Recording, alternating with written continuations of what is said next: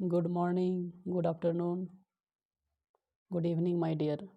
Let us know what is dissertation. What is dissertation?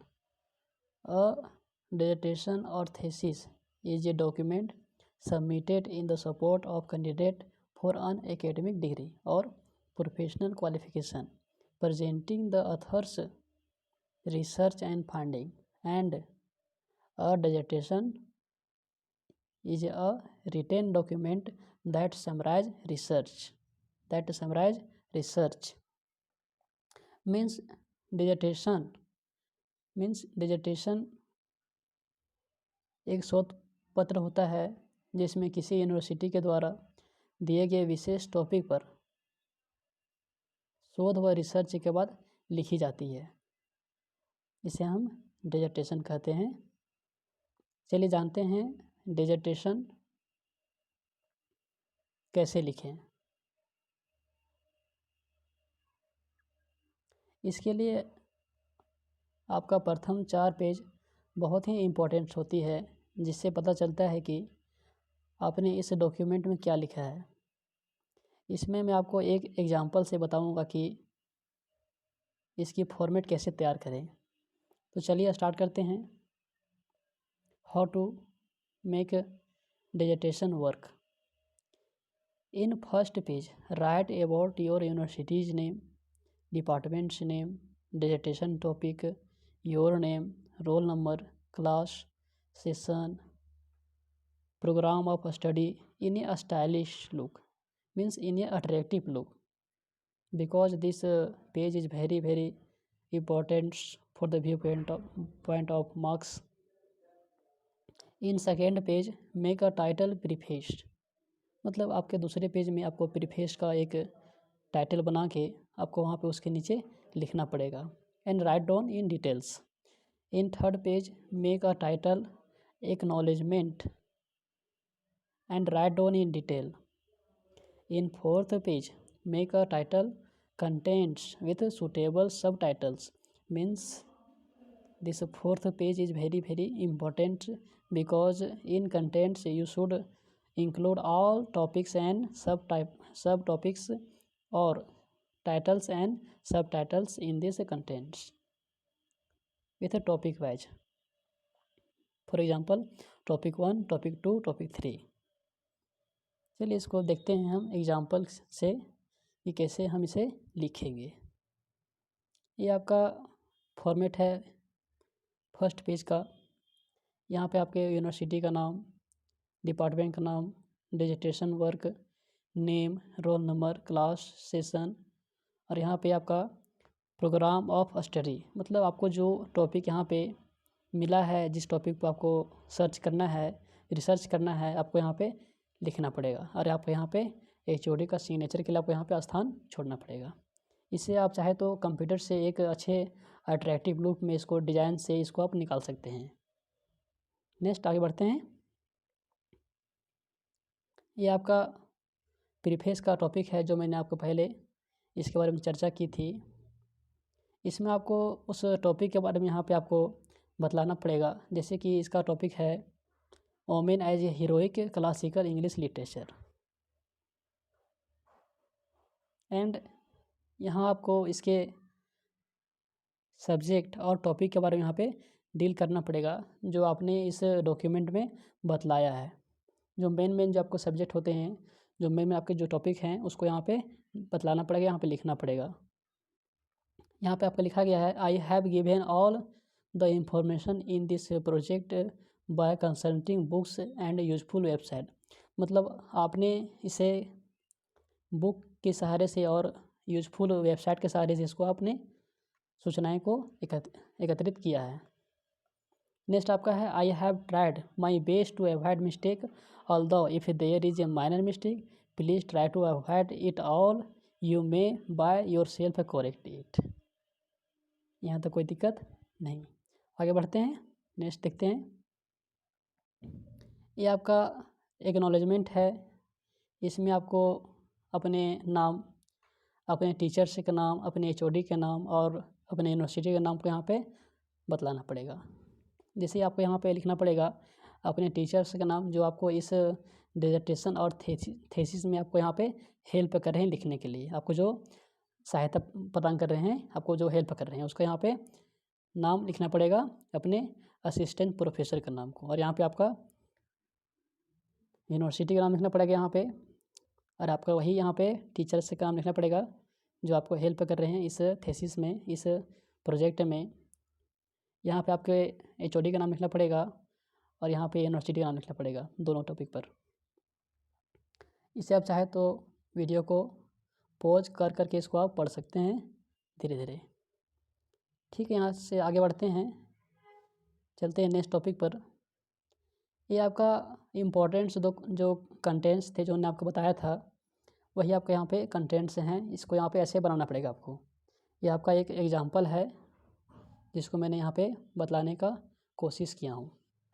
जैसे आपको यहाँ पे इंट्रोडक्शन हो गया, फिर यहाँ chapter 1 with point 1, point 2, point 3, point 4, और यहाँ पे चैप्टर 2, 3, 4, और नेक्स्ट आपका यहाँ पे कंक्लूजन है। Conclusion is very very important for any dissertation और thesis, because in this topic you need to write about all negative and positive impact of this topic or this subject। चलिए आगे बढ़ते हैं next topic पे। यह आपका वह contents है जो मैंने आपको वहाँ पे पहले क्वेश्चन पढ़ा था, उसका यह कंटेंट्स है। जैसे कि इसके इंट्रोडक्शन है, ये पेज पे कहाँ मिलेगा, 5 पेज और 5 मिलेगा आपका। यहाँ पे दूसरा टॉपिक है अल्फाबेट, ये आपका इतना पेज मिलेगा। इसके साथ यहाँ पे ये सब आपके सब टॉपिक्स हैं, और यहाँ पे 3, 4, 5, 6 और 7 की आपका यहाँ पे कंक्लूजन है। नेक्स्ट आगे बढ़ते हैं। यहाँ तक उम्मीद है कि आपको कोई समस्या नहीं हो रही होगी। ये आपका इंट्रोडक्शन का जो प्रिंट है, यहाँ पे मैंने दिखलाने का प्रयास किया हूँ कि कैसे आखिर आप यहाँ पे इंट्रोडक्शन लिखिएगा। आपको यहाँ पे लिखना पड़ेगा कि इसके परिचय के बारे में, आखिर ये सब क्या है, मतलब जो आपको सब्जेक्ट मिला वह क्या है, और इसके इम्पैक्ट के बारे में, इसके प्रभाव के बारे में, और इसके नेगेटिव और पॉजिटिव इम्पैक्ट और थॉट्स के बारे में आपको पूरा यहाँ पे डिटेल्स में देना पड़ेगा। आप चाहे तो जो आपको टॉपिक मिला है यूनिवर्सिटी से, उसके बारे में आप सर्च कर सकते हैं गूगल पर या नेट पर, तो आपको वहाँ पे जानकारी मिल जाएगी। तो ऐसे यहाँ पे इसको आप लिख सकते हैं। चलिए नेक्स्ट टॉपिक देखते हैं आगे, इसके बाद वाला टॉपिक को। ये आपका फर्स्ट टॉपिक है, ये आपका फर्स्ट टॉपिक है अल्फाबेट। यहाँ पे इसके बायोग्राफी के बारे में बतलाया गया है, इसके लाइफ के बारे में, इसके जन्म और मृत्यु के बारे में, और इसके चाइल्डहुड लाइफ के बारे में कि इसने कहाँ से अपना एजुकेशन को शुरुआत की, कहाँ तक आपका इसका एजुकेशन चला, और कब यह लिखना प्रारंभ करते हैं, इसकी जानकारी यहाँ पे दी गई है। नेक्स्ट आगे बढ़ते हैं। ये आपका इसके बारे में यहाँ पे इसके नोटेबल वर्क्स के बारे में, इसके प्लेज के बारे में, इसके नॉवेल्स के बारे में यहाँ पे बतलाया गया है, और यहाँ पे इसका कंक्लूजन में बतलाया गया है इसके मतलब कि पूरा contribution in the society in the literature. Next क्या इसका है, इसका नेक्स्ट टॉपिक था फनी बर्नी। इसके भी बायोग्राफी के बारे में, इसके भी लाइफ के बारे में, इसके फैमिली में कौन कौन से थे, इनके फादर्स मदर्स के नेम, इसके लाइफ के इम्पोर्टेंट्स इवेंट्स के बारे में जो इसके लाइफ में बहुत ज़्यादा इम्पोर्टेंस रखती है, उसके यहाँ पे बतलाया गया है। और नेक्स्ट आगे देखते हैं, इसके यहाँ पे नोटेबल वर्क्स के बारे में बताया गया है, इसके इम्पोर्टेंट कृतियाँ के बारे में जो इन्होंने लिखा है, जैसे इसके यह फिक्सन है, इसके यह नॉन फिक्सन है, इसे यह जर्नल और लेटर है। और यहाँ पे इसका कंक्लूजन दिया गया होगा इसके बारे में कि कहाँ तक इसका कंट्रीब्यूशन रहा हमारे समाज में। नेक्स्ट आगे देखते हैं। ये आपका नेक्स्ट टॉपिक है मैरी वोllस्टोनक्राफ्ट। इसके बारे में यहाँ पे बतलाया गया है बायोग्राफी के बारे में, इसके चाइल्डहुड के बारे में, और इसके ईयरली लाइफ के बारे में, इसके मृत्यु और जन्म के बारे में, और इसके जो पर्सनली लाइफ का जो इवेंट्स हैं जो इसके लाइफ में बहुत ज़्यादा इम्पोर्टेंस रखते हैं उसके बारे में यहाँ पे चर्चा की गई है। इसके यह नोटेबल वर्क्स हैं जो यहाँ पे लिखी गई है जो इम्पोर्टेंट से हैं। नेक्स्ट देखते हैं इसके यहाँ पे ये सब ट्रांसलेटेड वर्क हैं जो इन्होंने जो दूसरी भाषा में लिखी जाती है बुक्स उनको यहाँ इन्होंने ट्रांसलेट कर करके इसको लिखा है। ये सब आपके यहाँ पे लिस्ट इसका है। नेक्स्ट आपका है मैरी शेली। इसके यहाँ बायोग्राफी के बारे में, इसके पर्सनल लाइफ के बारे में, इसके जन्म और मृत्यु के बारे में और इसके फैमिली के बारे में बतलाया गया यहाँ पे और यह कब लिखना प्रारंभ करती है और इसके इम्पोर्टेंट जैसे हैं लाइफ के इवेंट के बारे में। नेक्स्ट आपका इसमें है इसके नोटेबल वर्क्स हैं, ये सब है, ये सब इतना इसका नोटेबल वर्क्स हैं।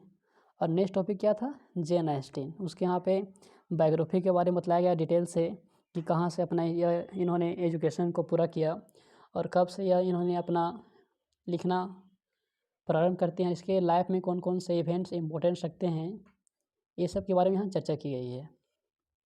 नेक्स्ट देखते हैं इसके नोटेबल वर्क्स हैं और यहाँ पे बतलाया गया है इसके वर्क्स के बारे में, इसके लाइफ के बारे में। ये सब इसके अनफिनिश्ड फिक्सन हैं जो इन्होंने पूरा नहीं कर सका। ये सब इसके अदर्स बुक वर्क्स हैं और यहाँ पे इसका कंक्लूजन दिया गया है इसके बारे में। उम्मीद है आपको यहाँ तक कोई समस्या नहीं हो रही होगी। आगे बढ़ते हैं। ये आपका बहुत ही इम्पोर्टेंट कंक्लूजन है जो मैंने आपको पहले ही बताया था कि कंक्लूजन बहुत ही इम्पोर्टेंट्स रखते हैं। कोई भी टीचर्स आपको ज़्यादातर इसी को पढ़ते हैं और देखते हैं कि इसका क्या व्यूज है लिखने का। तो आपको यहाँ पे बेहतरीन रूप से आपको यहाँ लिखना पड़ेगा। तो आपको यहाँ पे लिखना पड़ेगा इसके नेगेटिव और पॉजिटिव इम्पैक्ट्स के बारे में और इसके कौन कौन से इसे जो मुख्य जो इसका जो राइटर्स हैं या सब्जेक्ट हैं उसको आप यहाँ पे लिखना पड़ेगा। इस प्रकार से आपको यहाँ पे यह इसका कंक्लूजन है इस लाइन में बतलाया गया है कि क्या इसका आप बोलना चाहते हैं, इसको क्या आप आपका सर्च में, क्या आपके रिसर्च में क्या आप प्राप्त किए हैं इसको यहाँ पे लिखना पड़ेगा आपको।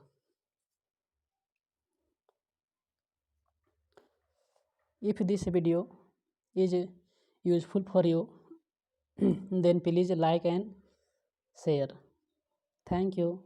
जय हिंद। मिलते हैं नेक्स्ट सेशन में। Thank you.